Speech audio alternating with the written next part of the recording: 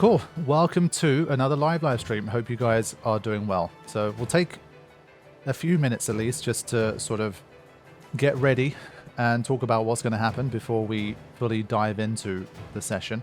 Because it has been 3 weeks. I had to miss last week's. It was a bit annoying. I really wanted to get back to it, but was too busy. Had other stuff going on and I wasn't even at home. So I couldn't really run the live stream as I wanted to, so I decided to skip it for a week. But here we are, and hopefully we should have kind of a back to normal session today. And we are, yes, as you can see, trying to crash the wedding. And we did something pretty epic in the last session where I beat Evrae in the no sphere grid Auto-Haste challenge, which I was really happy about.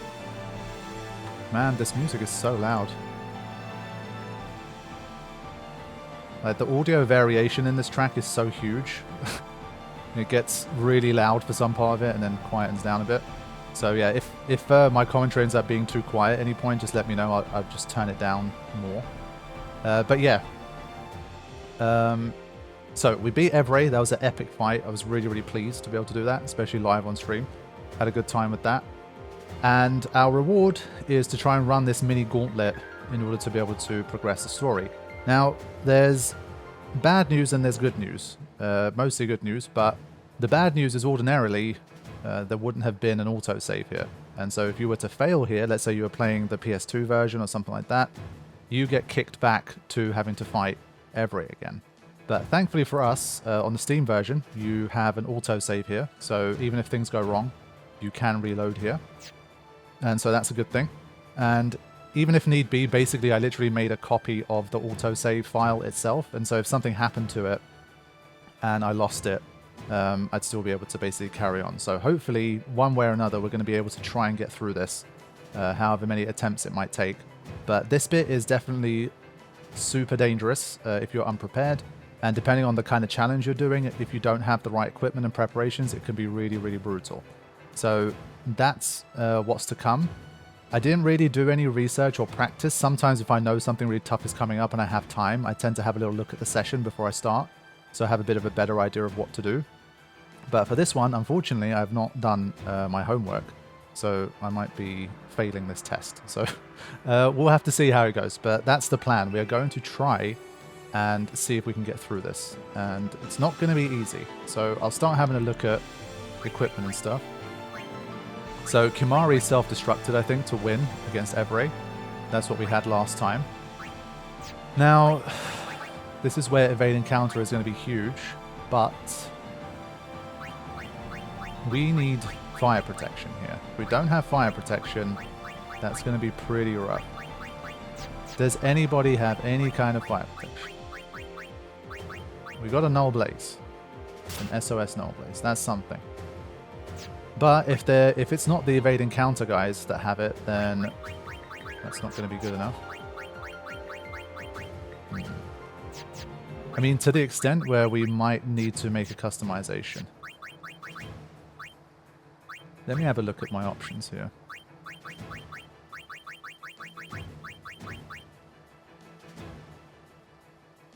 I think my YouTube is being a little weird, like the chat kind of looks stationary, and then like every minute or two the whole thing refreshes. I don't really know what's going on with that, so if it's doing that, I might not be able to keep up properly with the chat.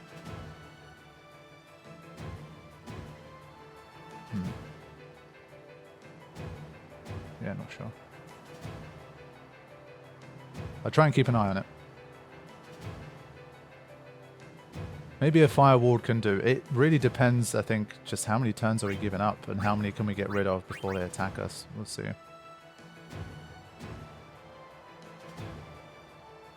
Yeah, maybe it's changed that setting. I tend to always be on live chat, but...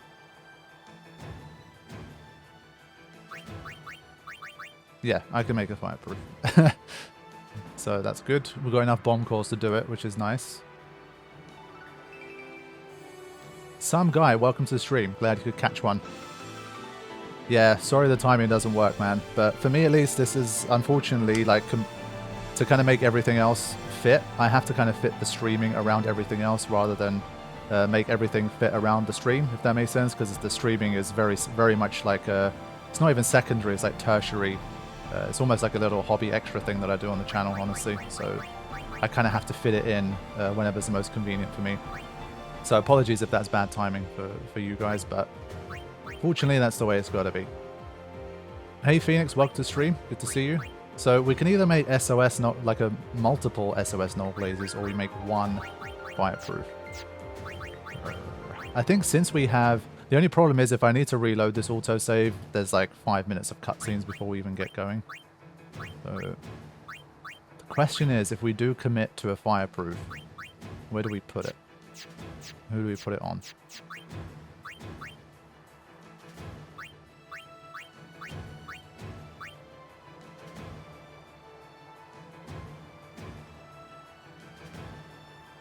Corethium, what are you saying? Fireproof or multiple SOS null blazes potentially?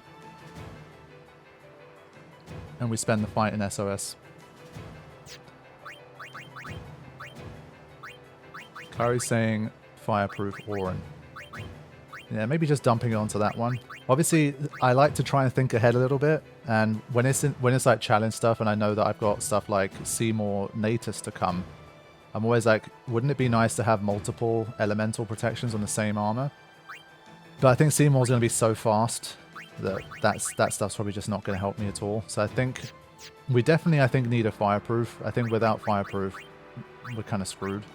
So I think we got to do something like that. Let's do that. And as I say, I do have this save. If I end up regretting something, we can always just reload the save. Right. Hey Jumanji, welcome to the stream. Good to see you.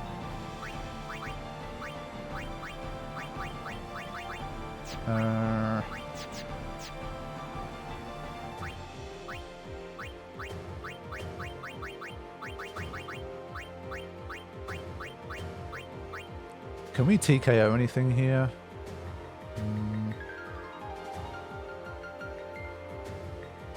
Let me double check something.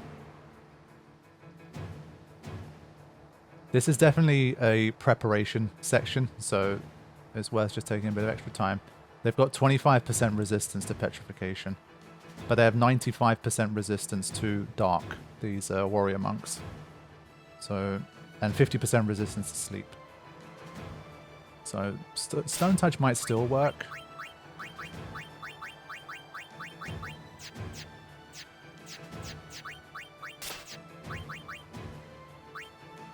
Yeah, the marking enemies are going to be their own problem anyway. We're just going to see what kind of mixes we got, like what we can do.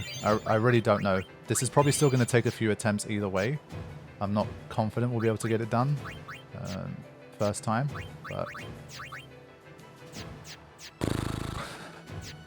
Is it better to put something like Dancer?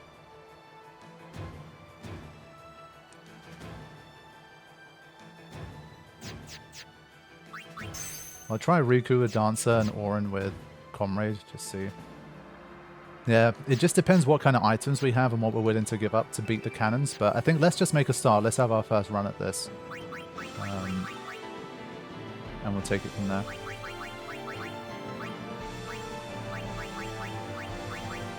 Okay, let's go. Stay right there, Seymour!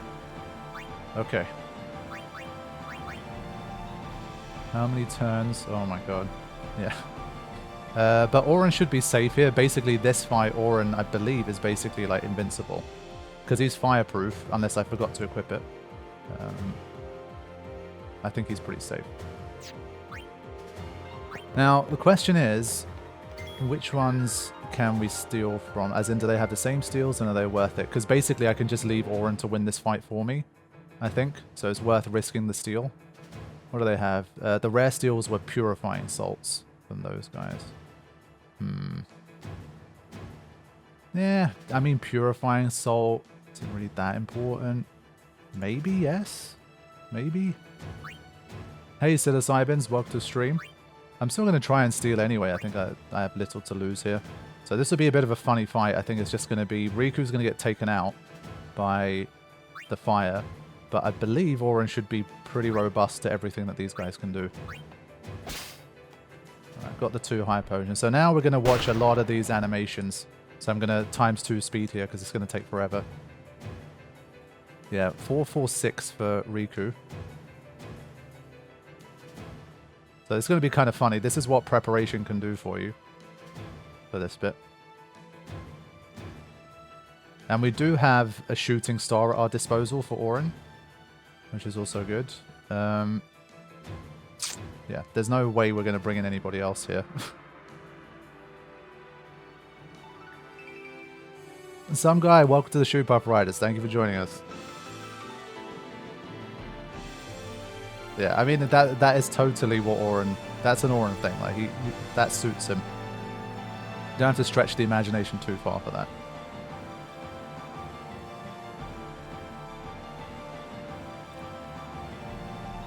But Riku not having enough HP to survive even a single flamethrower is a bit crap, but we'll just take it as it comes. It would have been nice to try and get Riku an overdrive. I wonder if I should do a bit of overdrive farming here. I've got 78 Phoenix Downs. But Auron will never take damage. I wouldn't have... Yeah, I wouldn't be able to do it.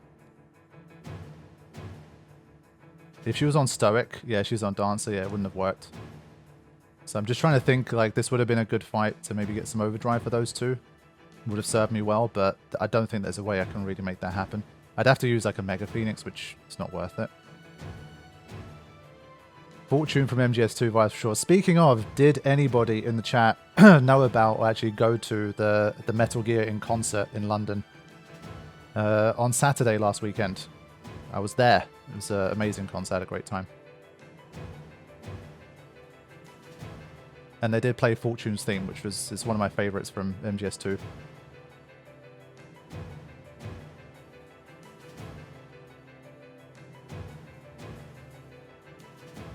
This poor guy, he's trying so hard.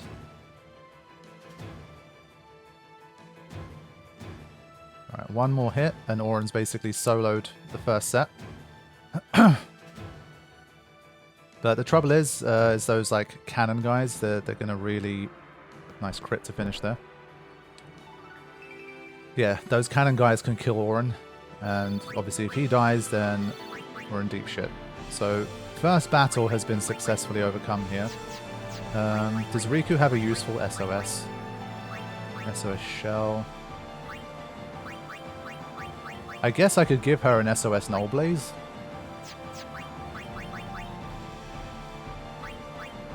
So that she stays in the fight as well, a bit longer against the other guys. This one I'd like to save for some... Well, I guess we can't... I guess we could be slowed.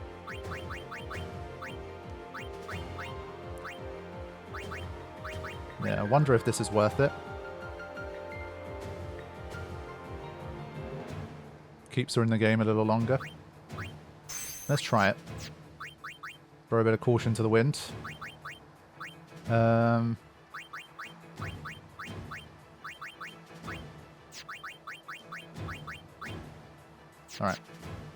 I'm still nowhere near... I forgot how many fights there were. Were there like 4 fights? 5? Remember, cut the ones that matter. I know. Right. So. Again, I think I'm safe against this guy. Because we know about the whole if it's the last enemy standing business. And that's fine. Because basically Auron's going to counterattack this guy. I didn't put the Null Blaze on. Oh, for God's sake. I always forget to do that shit. Thank you. Wait. Yeah, I think I... Yeah. Thank you, Carrie. That's why you're the man. Well noticed. Where was I? So yeah, I think Riku and Auron are both safe in this fight. It's just a pity there's nothing particularly good I think I can steal from these guys, like attacking me. Would have been nice.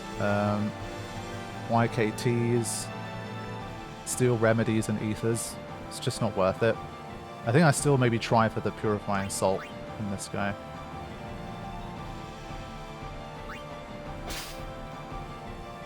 Yeah, so Dancer Overdrive. So this would be a great one to get some overdrive in. So we're going to move quickly again here. There's another fight where I believe we're safe. And because Auron's not going to counterattack the flamethrower guys, we're definitely going to kill the YKT first. So this is good.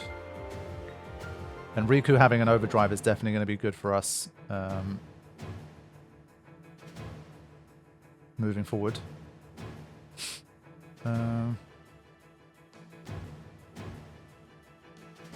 Yeah, maybe Kimari overdrive mode. I should have thought of something for him as well, honestly. But that's fine. So second fight looks pretty safe here as well.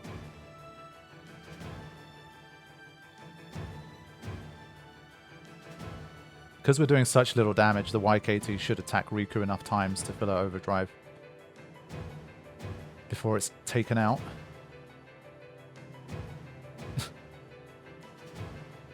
Yeah, it would be nice to get a Purifying Salt though. The high potions are also okay, like they're nice to have too. But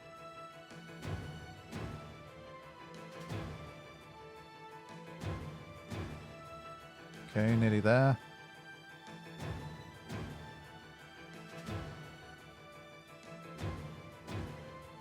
Okay, lots of steals going in, but no rare ones yet.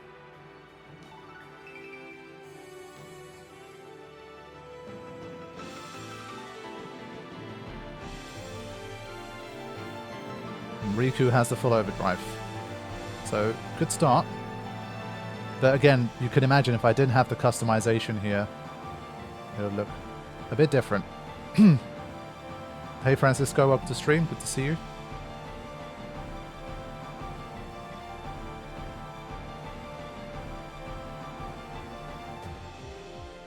We're going to go up to ×4 here. There's still a lot of work to do, and I'm just going to keep trying to steal in case I manage to pull off the rare one. It's fight 2.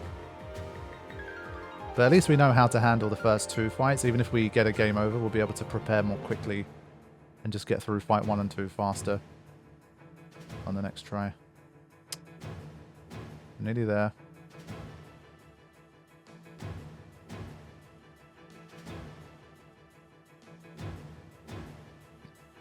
Yeah, haven't been able to get that rare steal, unfortunately.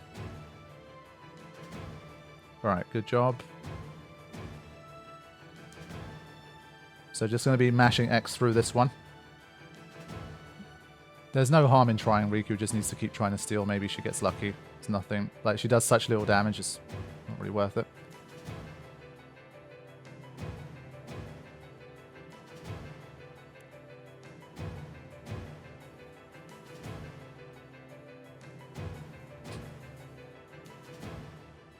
Yeah, I definitely don't want to use like my attacking items just to speed it up.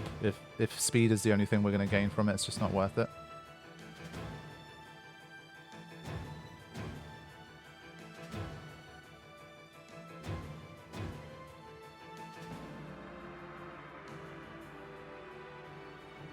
Oh, I stole something there. I was just looking, I was glancing over at the chat. We can double check. I think it might have been a Purifying Salt. Let's double check. No? Damn it. Yeah, I guess it wasn't. Fine.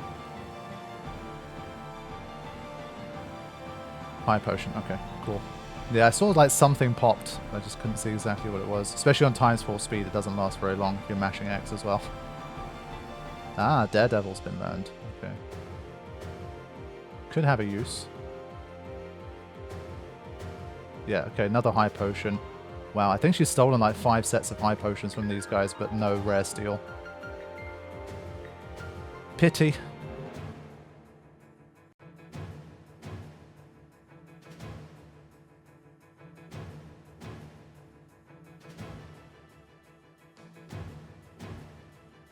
Still have 1 Poison Fang.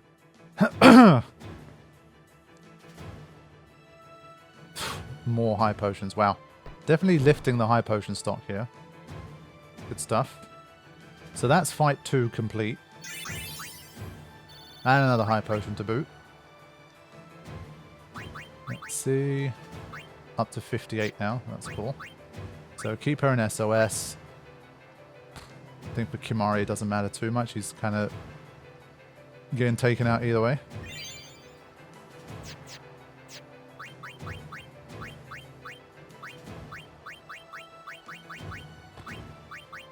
Thinking there's still no chance that Lulu survives. Her magic defense is high. I'm just thinking if she survives anything against the cannons, but she wouldn't be able to.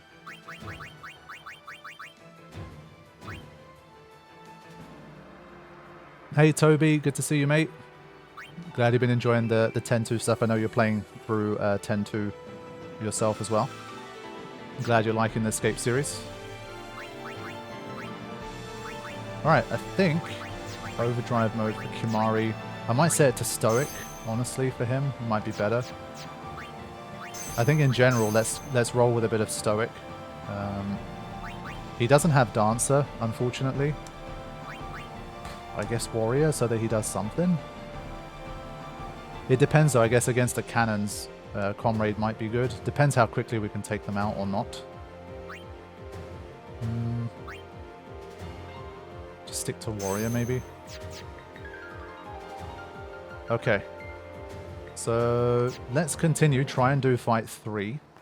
We have a full Riku overdrive to play with, and we have a full Auron overdrive as well. Alright, it's these guys. It's another easier one. That's fine. Now it would be nice to get Kimari in overdrive.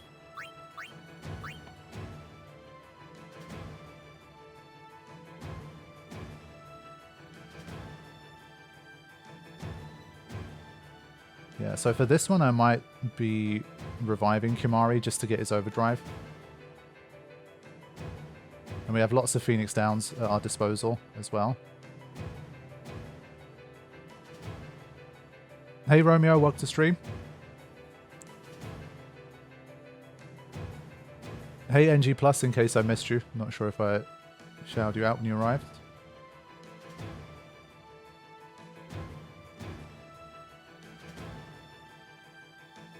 Okay. Yeah, keep... Oh wait, sorry, he's already got the full overdrive. He doesn't need that, but that's fine. Alright, get to work on this guy. Wonder what it would take for Auron to learn Dancer as well. So a bunch of full overdrives here. That should definitely help my chances of getting it done.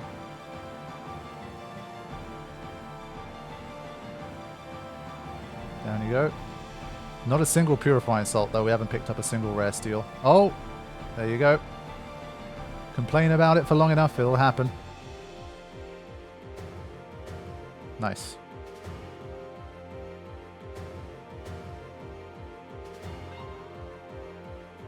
Exactly. That's the hidden mechanics of Final Fantasy X. Okay. So that's 3. I think the first 3 battles in that sense with this setup are completely like guaranteed. There's no reason we should be losing those. But now is where things start to get more problematic if you're not prepared. So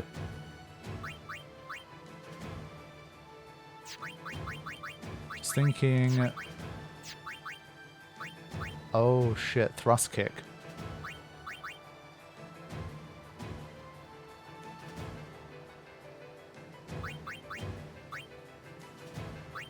I need to remember to try and get thrust kick. But thrust kick, again, Karifian, can you remind me the whole thrust kick thing? Did it not function properly in vanilla or something? Kimari's thrust kick like doesn't eject stuff from battle, or it's designed that way. There was always something funky about thrust kick that I remember.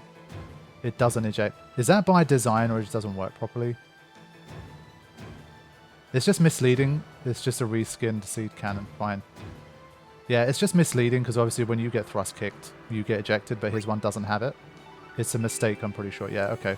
Like it just because it doesn't make sense. You learn it from a monster that ejects you from battle, and you get the same move, but your eject doesn't work. So yeah, no, I was just trying to remember what the deal was with that.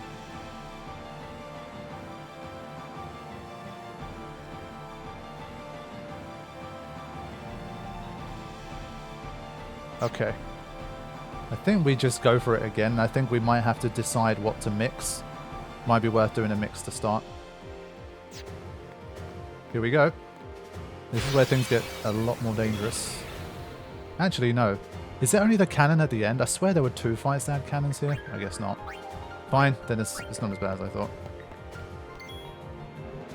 thought. Fine. This is another guaranteed win. The fire protection and evading counter is just absolutely huge here. Only the 5th. Okay, that's good. And we're chilling. Just keep stealing more high potions and potentially purifying salts. There you go. There's a 2nd. In the Masters mod, did thrust kick work? Yeah, exactly, yeah. That's another reason I was a little bit confused, because I'm like, the last time I used it was in the Masters mod and it did work there, but I was pretty sure that Carithian basically fixed it. And so that's why in my head I was kind of, I forgot like which way round things were for that move. But yeah, Carithian doing good work as always.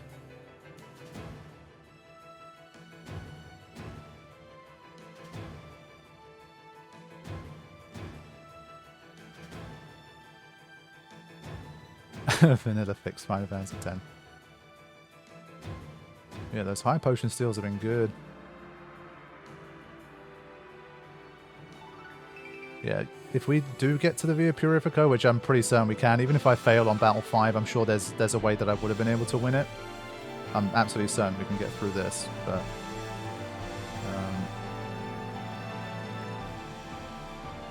because with the setup, the first 4 fights, you can't lose anyway.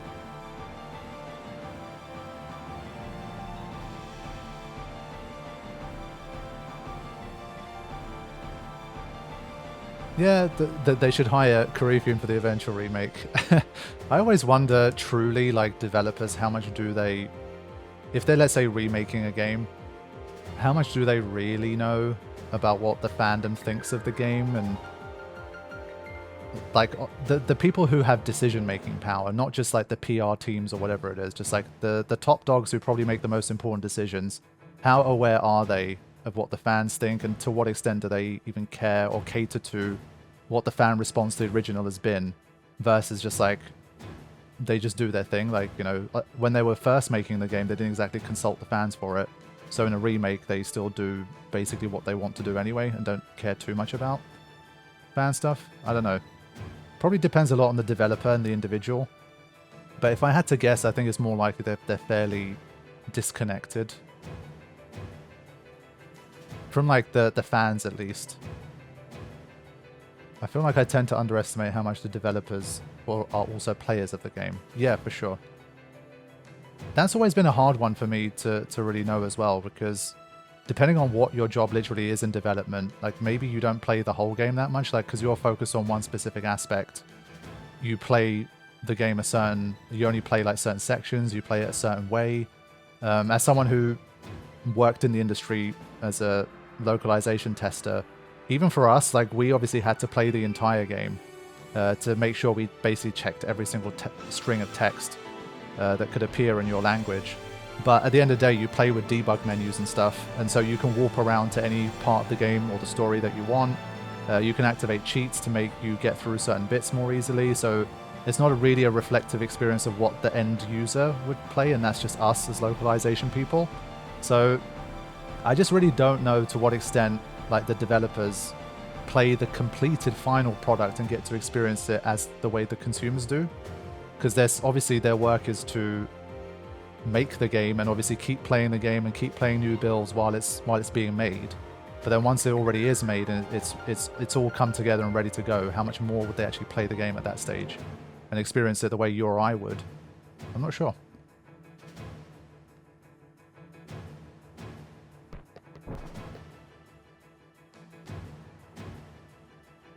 Hey Danielson, welcome to the stream. Good to see you. And Erica too. Welcome in. I remember that Ultimania had a section about changes in International that went into how Jinx is now disabled in the Sea Cannon tutorial. Right, and they said now you can only bypass... Hold on, let me just read these before we do the final fight. You can only bypass the command lockout by getting a special ability besides Jinx. And that's like such a specific thing to even think about. Yeah, it's definitely true. So yeah, I think definitely it's got to be some kind of spectrum somewhere in between. They definitely, I mean, even judging by Final Fantasy X as like the only source here, all of the different iterations the game has gone through, like obviously the original release versus the international version, things that got changed. We talked about Quick Hit. Carithian mentioned it again today. We've talked about how Quick Hit was changed from the original release and stuff like that. So clearly there's things that they either, maybe they were always aware of it, but they just weren't quite sure. And maybe they didn't have time to do it, or they just didn't get around to it, and they just thought, it's probably not a big deal, and they released it, and then they were like, oh shit, no, this is actually a bigger deal than we thought. But some stuff is really subtle as well, like what Carithian's mentioning there.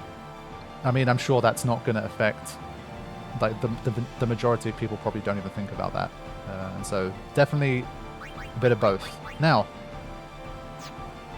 this is important. We have the final one, and we have the cannon. The cannon basically has wipeout power. In no sphere grid, it has the power to pretty much wipe out everybody. Can you dodge its single cannon hit? Can Auron dodge it? I'm pretty sure you can. But let me have another look at this cannon on the Ultimate Companion Guide. Has it been targeted? If it hasn't been targeted, it hits everybody. If it has been targeted, it does a single shot and it targets the attacker. Okay. Yeah, the single one has an accuracy stat, so evade and counter. Well, you'll be able to evade it, but because you can't counter it, I think you still evade it, but then the counter fails. Or was it one of those where it works backwards? Like, because you're far range and you can't counter it, it doesn't let you evade it either. Been a while since I've encountered that one. So Waka can counter, but with Auron, would he fail the dodge? Or would he dodge and then it would just say that he can't counter, but you still get to evade the dodge? I forgot about that.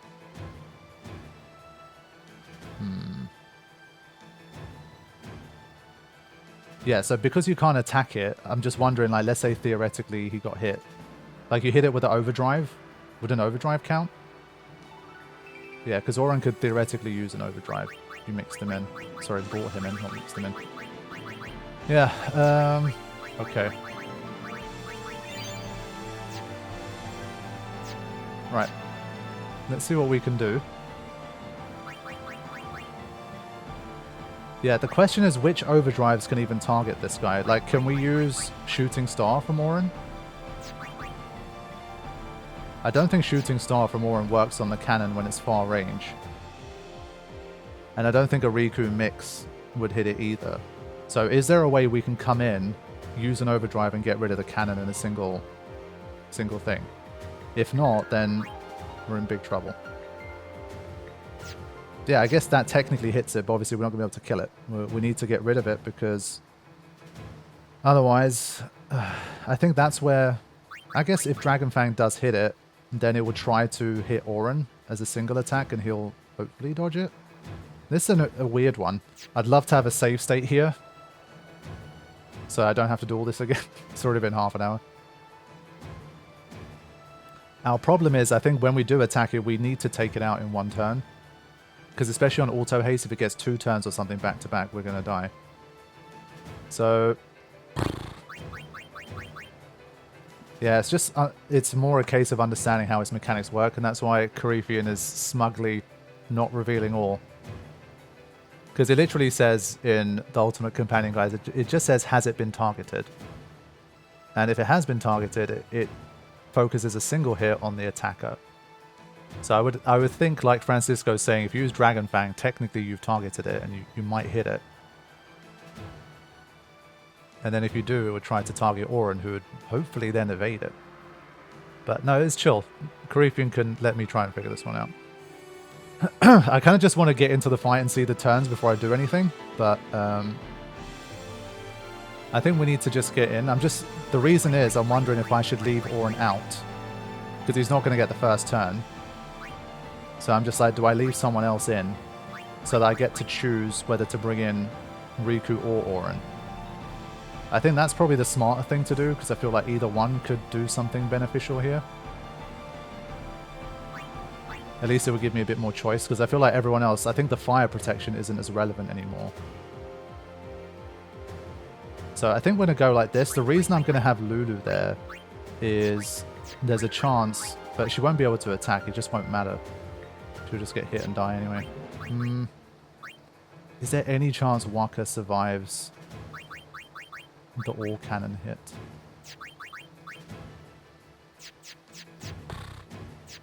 Yeah, everyone's magic defense sucks. Okay, this is not great. But I think we have to try and see... I'm trying to remember what even combination it was. It was a cannon in the back, and then 2 YKTs in the front. I think... Oof. Let's just try like this. If we get this wrong, then I might need Griefian's help second time around, just so that we don't spend the whole session trying to do this gauntlet. But let me just get into it and see how we go first. 2 rifles and a cannon. They're not elementals. Ah, well then that already makes it easier. I thought they were paired with YKTs. I'm thinking ahead to the high bridge, I think. I think that makes life easier. Okay, let's go in.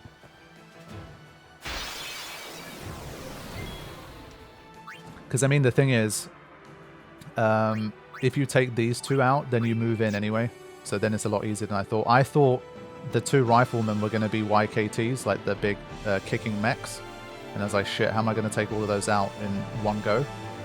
So let's have another look now. Yeah, so when you're close range attack, it hits singles, which you should be able to evade and counter dodge. So that should be fine. Hey Dan, good to see you. Glad you could still pop in. Now, I believe what should happen here is that we do a mix that takes out these 2 bros, and then as a result we get to move in, and once we've moved in it only hits singles. It doesn't do the full party attack anymore. Let me double check this. Don't want to screw this up now. Yat 99 is at a close attack range. It just does single. And then once Riku, well, because Riku's already there with her evading counter, then she should be fine. So, and well, does a potato and masher take it out? I think it's pretty close, but let's just do that.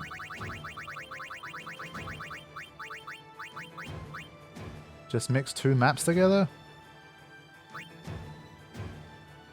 I think that should do the trick. Get rid of those 2 at the front. I forget if potato mash is more like 2,500 or 2,800. Maybe there's a chance it just takes everybody out. Yeah, I think this should still be fine.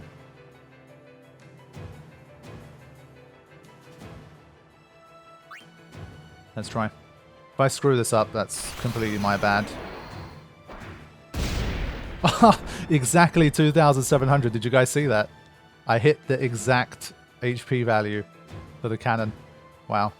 I kind of wanted it to not do that, just so that I could kind of test the whole moving in thing. But honestly, that was easier than I thought. Fair. Okay, enjoy some cutscenes. I think I can turn it up a little bit again. That song's gone now. This has gone far enough. Stop.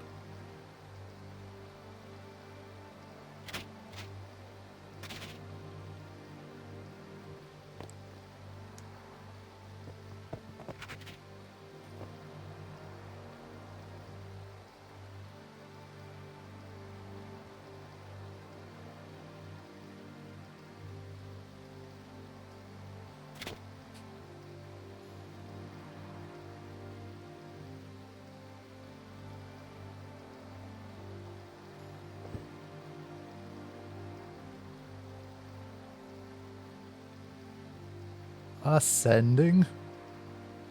You would play at marriage just for a chance to send me? Your resolve is admirable. All the more fitting to be my lovely wife. Just doesn't care.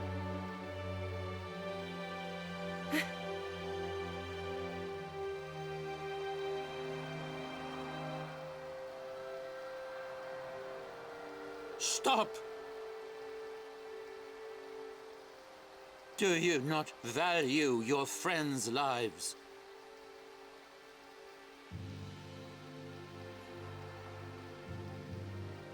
Your actions determine their fate. Protect them, or throw them away. The choice is yours.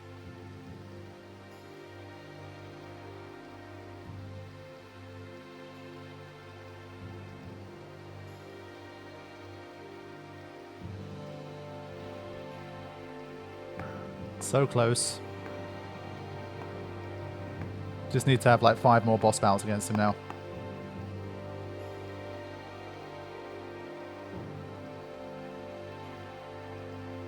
You are wise.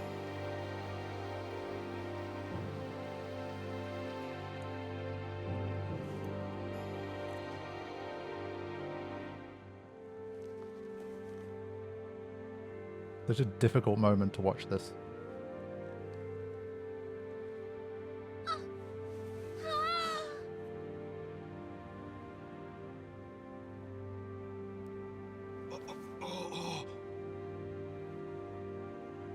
Micah looks so evil here as well. Both Seymour and Micah, honestly.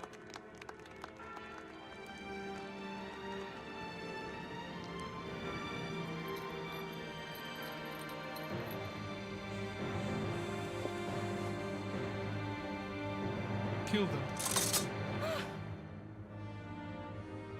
What a surprise. I am sorry, but it is for Yevon. Aren't those weapons forbidden by Yevon? There are exceptions.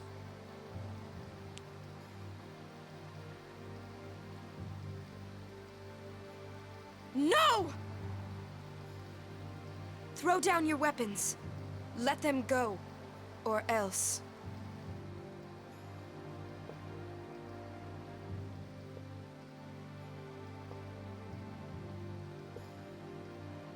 The Tide is shaking his head and then turning into a Nodosaur, my favorite little bits here.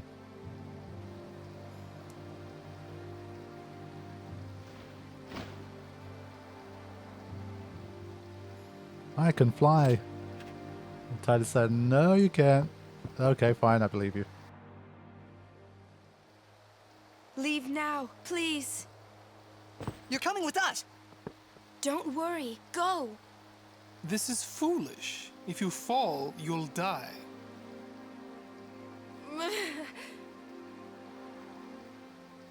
That creepy grin afterwards. Don't worry. I can fly. Tide's like, nope. And then, Believe. okay, I believe.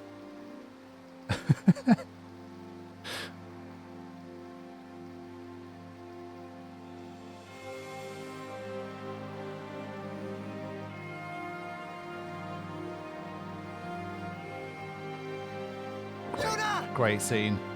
This little FMV here is so great. Another reason Valor 4 is awesome.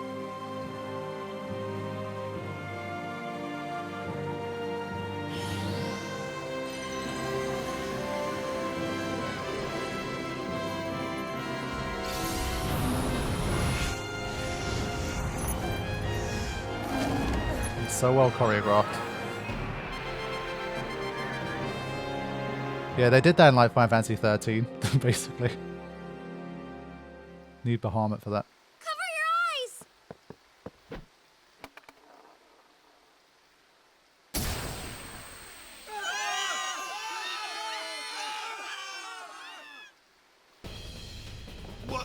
What was that? And all that flash bomb! Let me go! I'm gonna kill that Seymour. Yuna said leave. We leave. We'll join up with her later. Breakthrough! Ah! Ah! The screams for more. Where'd Uni go? Bevelle Palace is temple. Yuna goes to one place only. The Chamber of the Faith! The Chamber of the Faith. Okay, there we go. We did it. It's too quiet. A trap? Who cares? Yuna's waiting for us! Huh?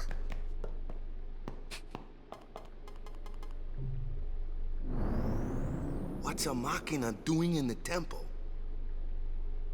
I suppose it comes in handy. That's not what I mean. The teachings. What about the teachings? Hey, don't look at me. Yeah, the save point here is definitely weird. I do wonder if originally they designed it a little differently, where maybe there was another series of fights, because obviously it does set you up for like breakthrough, fight, all that stuff, and then suddenly they're just there. So I don't know if they had more fights planned originally and then they kind of removed a section, because it would make more sense that you have another round of fights there. Maybe Yuna in her wedding dress, all that stuff, that'd be hilarious. Just like somehow, and then you come back again. But yeah, we are stuck. But was it like you go down first and you can come back up or something? I don't even remember. It's been a while. But I feel like that would make more sense for that save. Sphere. Another machina? Man. So this is Yevon's true face. They betray their own teachings.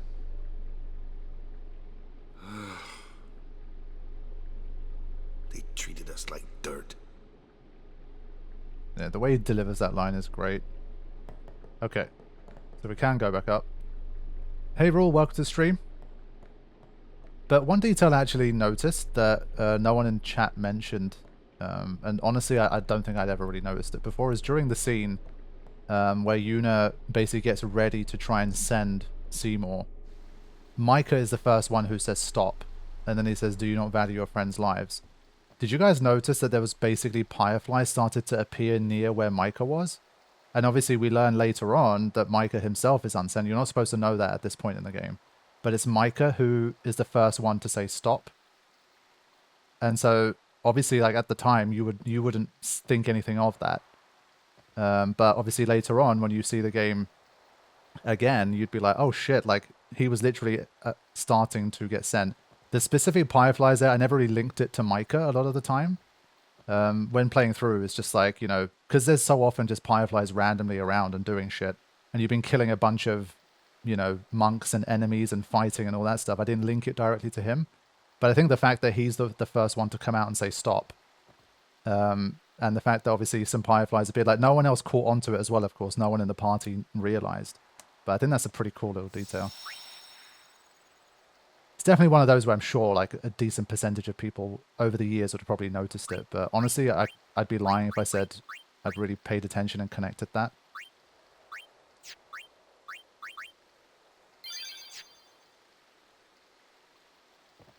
But yeah, it's definitely cool. Wouldn't Oren know, honestly? He probably already does, honestly. Yeah, I think it's always like the sort of the mechanics and the ideas about sending, I think, a bit wishy-washy, but I think I've always just landed on it's a bit of a kind of battle of wills. And because Oren knows what's coming and like he has a very strong will to remain and sort of see through his journey in Spira, I think his attachment and his dedication and his will is so strong. And while Yuna's obviously not trying to send Oren because she doesn't know what's going on with him, so I feel like there's a bit of a mental kind of thing there. Obviously Yuna's focusing her attention on Seymour, but I guess Micah's maybe been unsent for quite some time and maybe he didn't really see this coming and all this kind of stuff, and so maybe he's a bit more liable to actually be a kind of an additional victim to the sending. And I think Seymour was always confident. I think he always knew that his will and like basically Yuna didn't really have the strength and the willpower to send him even if you tried, and that's why it takes so many beatdowns and like you really have to kind of beat him down to a pulp over multiple fights to finally get the chance to send him. The entrance to the trials. I wonder if Uni's really in there. Let's go and see. Let's go. Yeah, so that's why I'm saying like it's definitely wishy-washy, but I think the general idea of just like Yuna generally trying to target someone, the person who is unsent, are they the one specifically being targeted for the sending? Are they expecting it? What's kind of their mental focus, emotional state at the time? I feel like all of that kind of comes into play in this kind of in some kind of way, and you get the results that you get. But it's I've never thought about it beyond that. I think that's always been good enough for me. But yeah, it's time for everyone's favorite cloister. Is the trial hasted? Should hope not.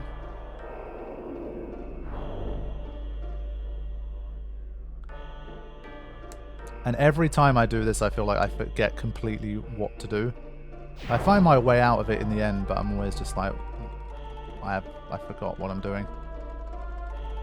So just bear with me. I might make some wrong turns. It might take a little while, but we can chill for a bit here. That's the wrong side already. I want to go to the other side to get the other Bevelle sphere. Yeah, honestly, just remove this.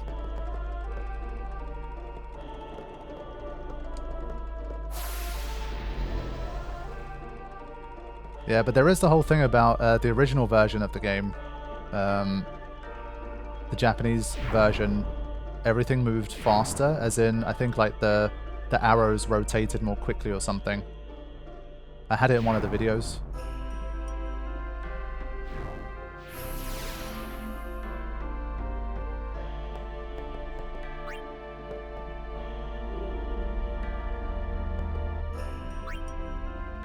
Yeah, I think that's one of the most annoying aspects of it, is if you do make a wrong choice, like fixing it just takes long. Yeah, you can see even Carithian's a big fan of this one. Is there anything you can do to mod cloisters, Carithian? Like, let's say you wanted to, for whatever reason, you're like, I want to make the cloisters, I don't know, somehow better, or like whatever. Did you have a look at any of the cloisters? I forgot. You can obviously change like the destruction sphere reward or whatever, but what can be done, I wonder, like modding wise for the cloisters? Is there anything that could genuinely make it a bit more interesting?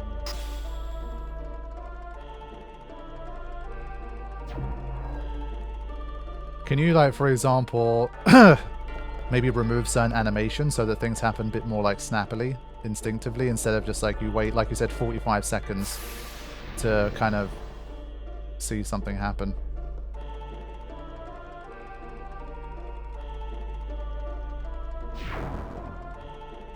Yeah, I do think that's the kind of thing that maybe would be a worthy mod to add.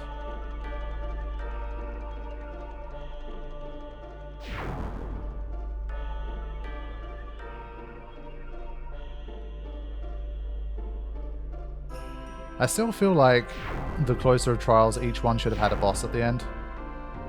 I think that would have made it more fun. See, this bit, there's like these 3 parts. I don't remember which one's which here. This one's the one... Okay, this one takes you out of here. I'm pretty sure this is the one that takes you out. So, it's not that. But yeah, I think for me at least, I would have liked a boss at the end. Yeah, I mean, that's the most obvious one. Fighting like the Aeon that you're supposed to get from there. And that's like the final show of strength to prove that like you got what it takes to summon them. Is that theoretically possible, Carithian? Somehow? Could you like somehow create like a room at the end of the trial where it kind of triggers a fight against the Aeon? Because obviously the fight itself, you have the Aeon in the data, you can use obviously their moves and whatever. I don't know how you'd set up an arena for it, but that would be a legitimate like overhaul. I think that would be really cool. That would be like something I'd definitely be interested in checking out. Oh, God's sake.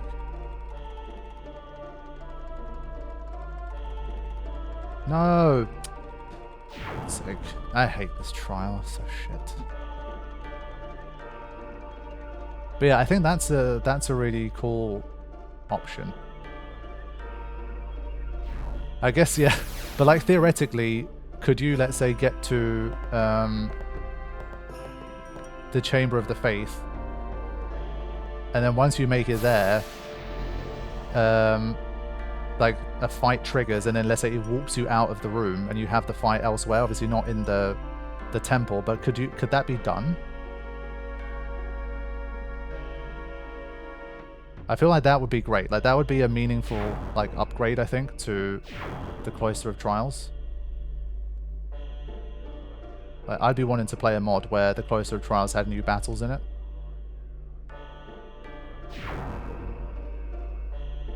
Yeah, I think that's interesting. Would Braska, Or, and Inject have gotten Bahamut first, or do pilgrimages have to start in Besaid and they would have to come back to Bevelle? It's a good question.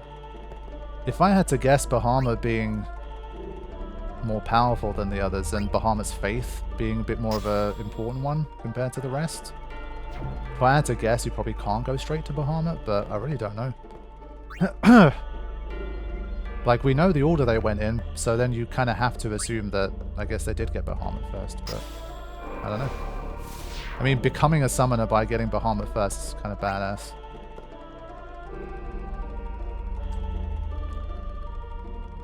But yeah, I think, Karifian, if you're ever interested in doing it, and it's not like a super hard thing to do, just to add some kind of flag to kind of trigger something when you walk into the Chamber of the Faith, and then fight these Aeons. I think that'd be super cool.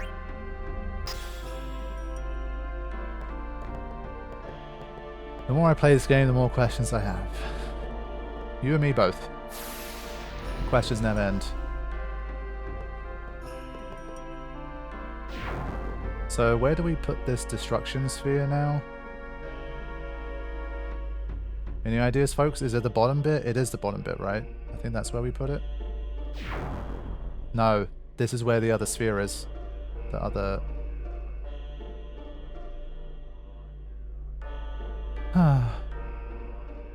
yeah, it's the other bit. Stupid trial. But after this, we've got a lot of scenes, and then we have the Via Purifico, which should be definitely very interesting.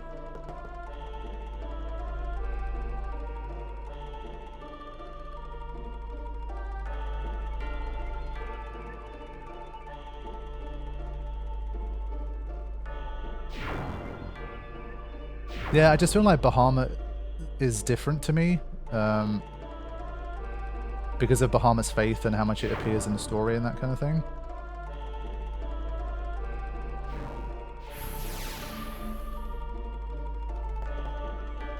And well, at the end of the day, it's... yeah. That's the way out again. Do we have to go back up to the top floor? You guys need to direct me through this way. Is it the middle bit?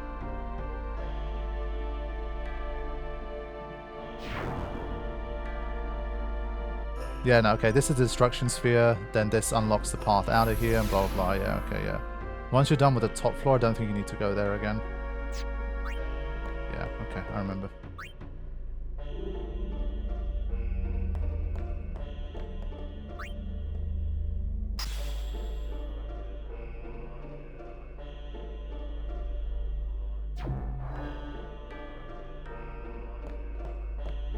Yeah, so now I need to go down to the bottom bit, get the second Bevelle, then get out. Yeah, we'll always take the extra chest if we can. We're not going to come back here again. So now we let ourselves like go off the end.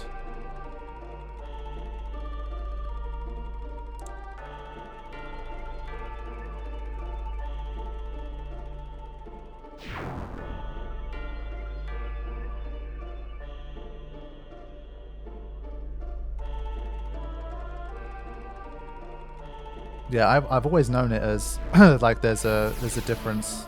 It's not always going to be the same in terms of how long the calm lasts.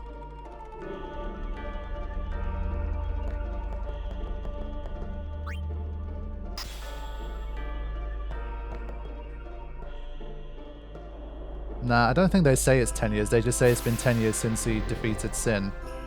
Braska, Orin, and Co defeated Sin, because then you talk about the attack where Chapu died. Yeah, exactly. So Chapu died, what, a few years ago before the game?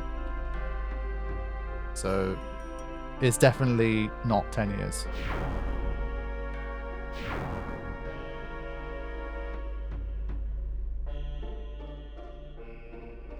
I mean, the calm getting shorter every time kind of makes sense to me, because obviously it's the time it takes for you, Yevon, to kind of construct a new Sin, basically. And obviously the more times he has to do it, maybe the better he gets at doing it, you know? And that's also true. Maybe Sin already just starts wreaking havoc when it's like a baby space whale. It's already formidable enough.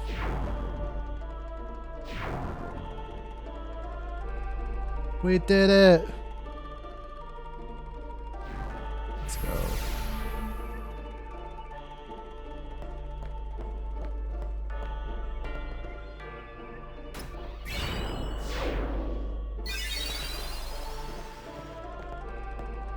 Do this. Nah, to be fair, I screwed this one up at least twice. That's the kind of trial it is. This is the kind of thing where the speedrunners are the kings of this. Having to do it so many times.